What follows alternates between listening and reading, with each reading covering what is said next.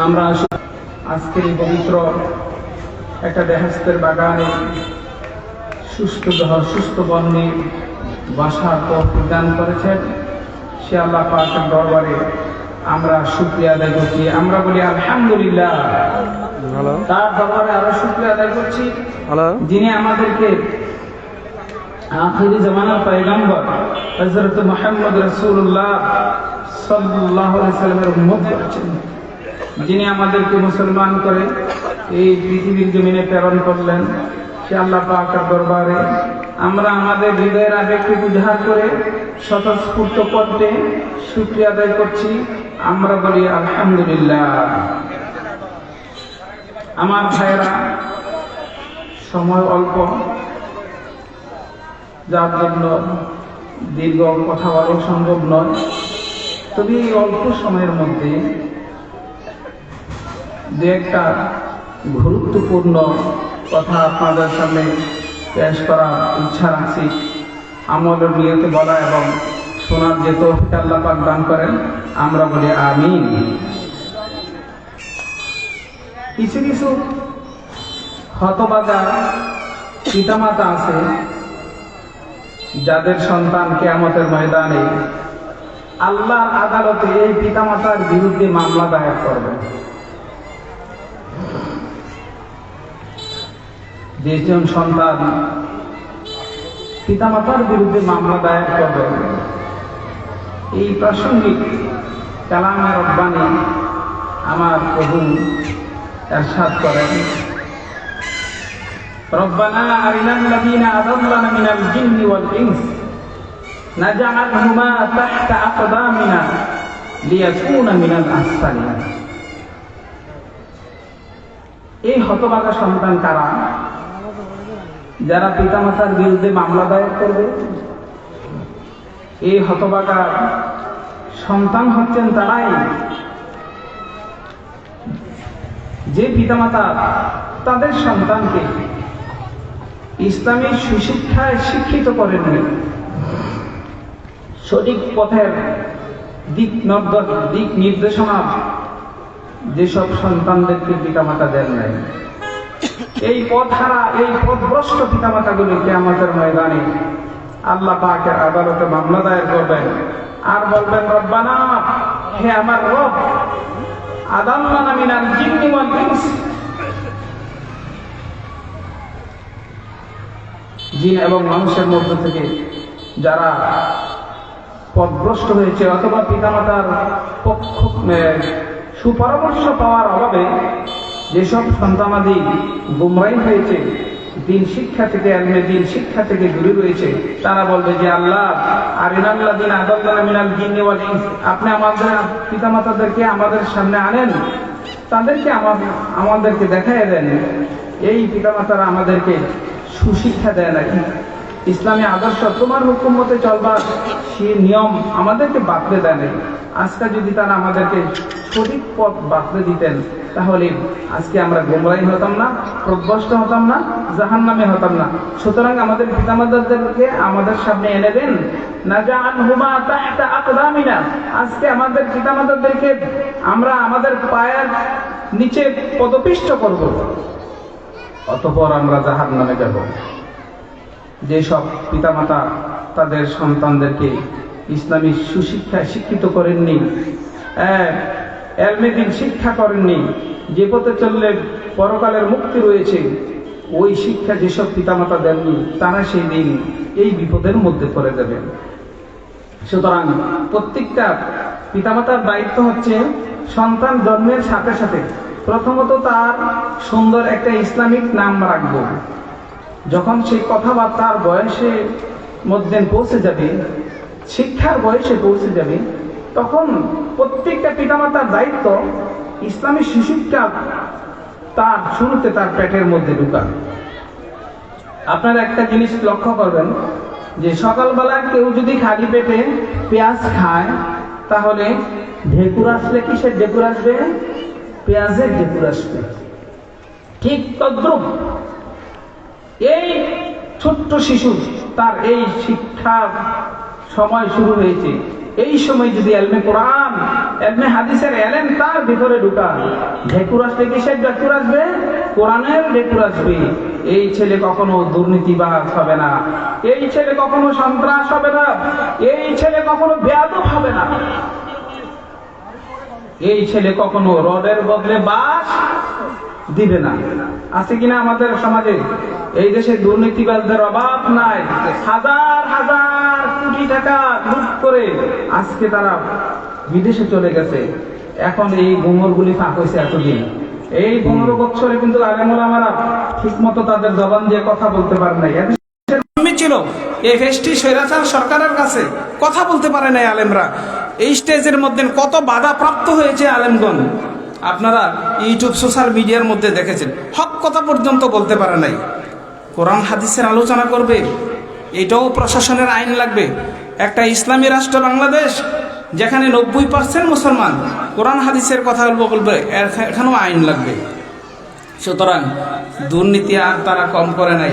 মানুষের ওপর অত্যাচার, নিপীড়ন, জুলুম, নির্যাতন আর কম করে নাই। আল্লাহ বলছেন, ইন্নামাস সাবিলু আলাল্লাযিনা ইয়াজলিমুনান নাস। ব্যবস্থা না হবে একমাত্র তাদের বিরুদ্ধে যারা মানুষের ওপর অত্যাচার চালায়। আল্লাহ সেই ব্যবস্থা নিছেন কিনা? আল্লাহ অক্ষর অক্ষরে ব্যবস্থা নিছেন। ইন্না বাদশা রব্বিকা লাশাদীদ। আল্লাহ বলেন, নিশ্চয়ই তোমার প্রভুর ধরা অত্যন্ত শক্ত ধরা। আল্লাহ বলেন, দড়ি দড়ি দড়িটা কিন্তু ধরলে আল্লাহ ছাড়ে না। কিন্তু আল্লাহর মায়ের ঠিকই একটা মায়ের দিছে। ওই যে দেখেন না, কই খেলা হবে, খেলা বলে হবে, কিন্তু এ অধিনায়ক খেলা হবে ঘোষণা দিয়া মাঠে নামাইয়া খেলোয়াড়দেরকে, ওরা তো চলে গেছে মামার বাড়ি দিল্লিতে, কিন্তু এখন খালি মাঠে গোল খাচ্ছে কারা? প্লেয়ারটিরে নামাই দিয়া, কর্মীটিরে নামাই দিয়া খালি মাঠে গোল খাচ্ছে। এখন তো আরো প্লান্টিক শট দিছে, ডেভিল হান্ট নামে এক অভিযান শুরু হচ্ছে। খেলা হচ্ছে তো, কিন্তু কর্মীরা খেলা খালি মাঠে গোল খাচ্ছে, আর খেলোয়াড়রা যারা অধিনায়ক তারা মামার বাড়িতে চলে গেছে। যাবে না কেন? এটা তো আমার আল্লাহ পাকের। আল্লাহ বলেন, ইন্নামা নুমলি লাহুম লিয়াজদাদু ইসমা। মানুষ যেভাবে চলতে চায় আল্লাহ তাকে সেভাবেই কিন্তু চালায়। কেউ যদি পাপ কাজ বেছে নেয়, পাপ কাজ করার সুযোগে আল্লাহ পাক দেন। ওরা যেহেতু দুনিয়াকে পাওয়ার জন্য মত্ত ছিল, আল্লাহ দুনিয়া পাওয়ার জন্য যা দরকার সব পথ তাদের জন্য খোলাসা করে দিছে। আর তারা এই দুনিয়া কামাই করার জন্য জেল, মানুষের উপর অত্যাচার, নিপীড়ন, গুণ, খুন যা আছে কোনো কিছুই বাদ দেয় না। আর ওই দিক দিয়ে আলেমরা, বাংলাদেশের মধ্যে সবচাইতে শ্রেষ্ঠতম উন্নত মানের চরিত্রের মানুষগুলা জেলের মধ্যে বন্দী ছিল। তারা তো ওই জেলখানা থেকে কাঁদছে, রব্বানা আখরিজনা মিন হাযিহিল কারিয়াতি যালিমু আহলুহা। আল্লাহ এই রাষ্ট্রের অধিবাসী জালেম, সে আমাদের উপর অত্যাচার করছে। ওয়া জাআলনা মিন লাদুনকা ওয়ালিয়া ওয়া জাআলনা মিন লাদুনকা নাসিরা। তোমার পক্ষ থেকে একটা অভিভাবক পাঠাও আমাদের জন্য, তোমার পক্ষ থেকে সাহায্যকারী পাঠাও। এছাড়া তো আলেমদের আর কোনো করার ছিল না। আলেমদের কান্না, আলেমদের চোখের পানি আল্লাহ কবুল করেছেন। তারা দোয়া করেছেন, আল্লাহ কবুল করেছেন। আর মাজলুমের দোয়া আল্লাহ কবুল করবেন। দোয়া করেছেন, আলেমদের দোয়া কবুল হয়ে গেল। জালেম উড়াল দিয়ে দিল্লির মামার বাড়িতে চলে গেল। আজকে কোথায় সেই শক্তিধর আল্লাহ? আজকে কোথায় ওরা? এত শক্তি, এত ভিড়, এত বাহাদুরি দেখাচ্ছে, আজকে কোথায়? ইন্নামাস সাবিলু আলাল্লাযিনা ইয়াজলিমুনান নাস। আল্লাহ বলেন, কেবলমাত্র ব্যবস্থা গ্রহণ করা হবে তাদের বিরুদ্ধে যারা মানুষের উপর অত্যাচার চালায়। ব্যবস্থা নিছেন কিনা? এলমে দিন, এলমে কোরআনের জ্ঞান যদি তাদের মধ্যে থাকতো, এত দুর্নীতিবাজ করতে পারতো না, এত দুর্নীতিবাজ তারা হতো না। কারণ কোরআন এবং হাদিসের এলেম যাদের সিনার মধ্যে থাকবে, তাদের সিনার মধ্যে আল্লাহর ভয় তাদের সিনার মধ্যেই থাকবে। ইন্নামা ইয়াখশাল্লাহু মিন ইবাদিহিল উলামা। আল্লাহ বলেন, আমার এই জমিনের মধ্যে সবচেয়ে বেশি ভয় করে উলামায়ে কেরামগণ। কেন? আল্লাহ বলছেন, উলামায়ে কেরামগণের সিনার মধ্যে এলমে কোরআন, এলমে হাদিস আছে। এইটার তাসিরে গুনাহ থেকে তার এই দেহটাকে আল্লাহ হেফাজত করেন। সুতরাং আমরা যদি আমাদের সন্তানদেরকে এলমে কোরআন, এলমে হাদিস ছোটকাল থেকে তাদেরকে কিছুটা আমরা শিক্ষা দিতে পারি, তাহলে এই শুরুকালের এই যে কোরআন এবং হাদিস তাদের মধ্যে ঢুকাইলেন, সারা জীবন যত ঘুর দিবে তাদের চলনে বলনে সব কিছু এটার একটা তাসির থাকবে। এই ছেলে কখনো সন্ত্রাস হবে না, দুর্নীতিবাজ হবে না। আর যদি আমরা শুরুকালে আমাদের অবহেলার কারণে যদি আমাদের সন্তান পথহারা হয়ে যায়, পথভ্রষ্ট হয়ে যায়, গুমরাহ হয়ে যায়, জাহান্নামী হয়ে যায়, তাহলে কিয়ামতের ময়দানে এই সন্তান আপনার এবং আমাদের বিরুদ্ধে মামলা দায়ের করবে। সুতরাং শুধু নিজেই বাঁচতে হবে না, কু আনফুসাকুম ওয়া আহলিকুম নারান। আল্লাহ বলেন, বান্দা তুমি নিজে বাঁচাও, তোমার আহল পরিবার পরিজনদেরকে বাঁচাও। সুতরাং নিজেও ইসলামের পথে চলব এবং আমাদের সন্তানদেরকেও ইসলামের পথে চালাবো। আল্লাহ তাআলা আজকের এই ক্ষুদ্র কথাগুলি যেন আমাদেরকে আমল করার তৌফিক দান করেন। আমরা বলি আমিন। ওয়া আখিরু দাওয়ানা আলহামদুলিল্লাহি রাব্বিল আলামিন। আসসালামু আলাইকুম ওয়া রাহমাতুল্লাহি ওয়া বারাকাতুহু। মাশাআল্লাহ মাশাআল্লাহ, অত্যন্ত চমৎকার কোরআন ও হাদিস থেকে সুন্দর বয়ান পেশ করলেন হযরত মাওলানা মোহাম্মদ নুরুল ইসলাম সাহেব। আমরা দোয়া করব আল্লাহ পাক রব্বুল আলামিন যেন হযরতের হায়াতের মধ্যে বরকত দান করেন। সম্মানিত তৌহিদ জনতা, সম্মানিত এলাকাবাসী, নগরপাড়া পূর্বপাড়া ইসলামিক কালচার সেন্টারের উদ্যোগে প্রথম বার্ষিক তাফসীর কুরআন মাহফিল। এই মাহফিলে প্রধান বক্তা হিসেবে বয়ান পেশ করবেন মুফতি ডক্টর সৈয়দ মোহাম্মদ এনায়েতুল্লাহ আব্বাসী ওয়াসি সিদ্দিকী সাহেব। আরো বয়ান পেশ করবেন পীরে কামেল হযরত মাওলানা মুফতি গুলাম জিলানী পীর সাহেব। তাই সকলেই দলে দলে যোগদান করে এই মাহফিলে দলে দলে যোগদান করে দু জাহানের অশেষ নেকির হাসিল করুন। সম্মানিত এলাকাবাসী, সম্মানিত উপস্থিতি, এখানে আজান হবে, মসজিদে জামাত হবে। আমরা সকলেই মসজিদে চলে যাই, ওযু করে মসজিদের দিকে চলে যাই। মসজিদে জামাত হবে ইনশাআল্লাহ।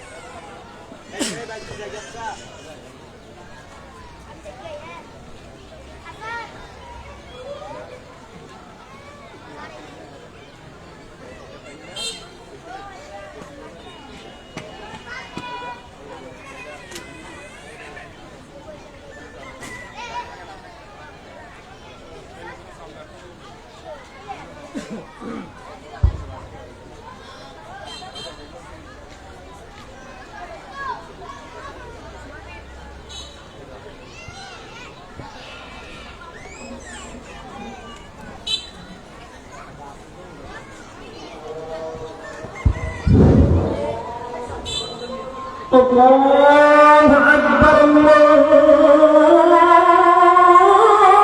أكبر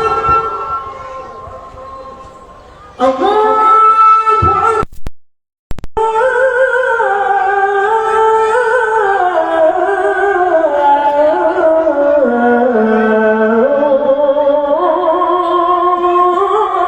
أكبر.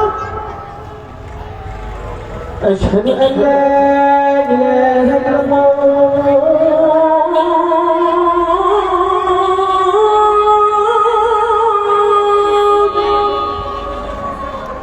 أشهد أن لا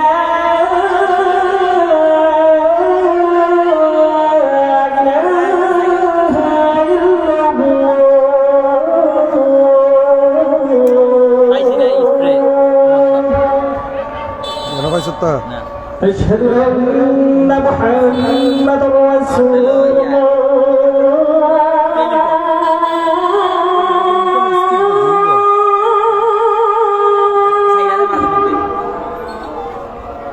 أشهد أن محمد رسول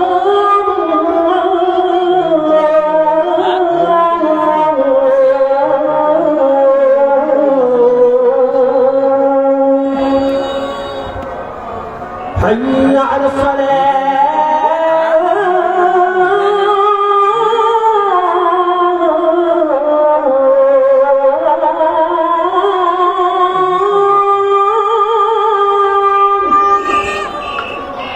حي على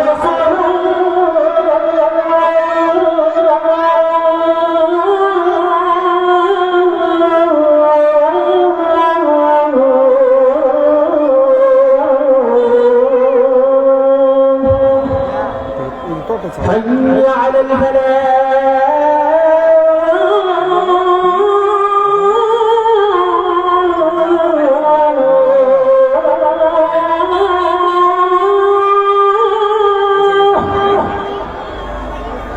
حي على الفلاح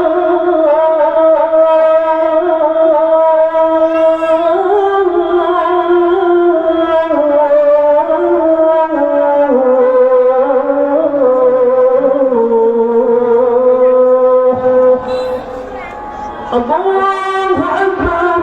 الله أكبر